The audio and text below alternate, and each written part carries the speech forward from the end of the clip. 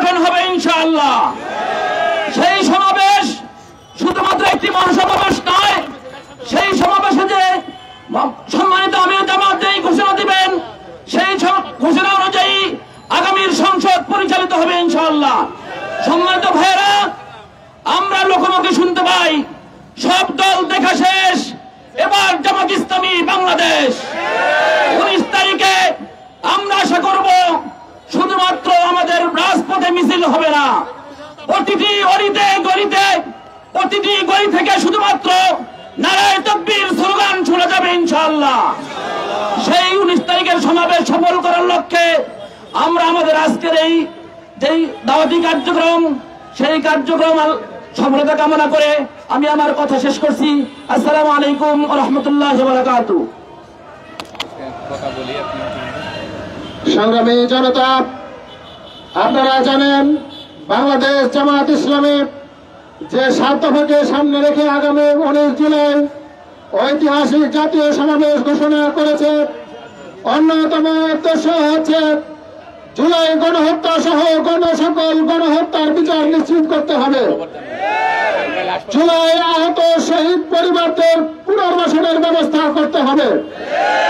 সকল প্রবাসী ভাইদের নির্বাচনে অংশগ্রহণের সুযোগ দিতে হবে। সংগ্রামী জনতা, আজকের এই প্রচার মিছিলে উপস্থিত থাকবেন বাংলাদেশ জামাত ইসলামের সংগ্রামী সেক্রেটারি জেনারেল জননেতা অধ্যাপক মিয়া গোলাম পরোয়ার।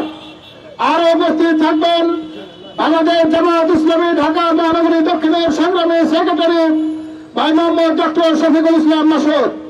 সংগ্রামী জনতা, এই পর্যায়ে আপনাদের সামনে বক্তব্য নিয়ে আসছেন বাংলাদেশ জামাত ইসলামী পল্টন থানার সংগ্রামী আমির, মহানগরী কর্ম পরিষদের অন্যতম সদস্য জননেতা শাহিন আহমদ খান।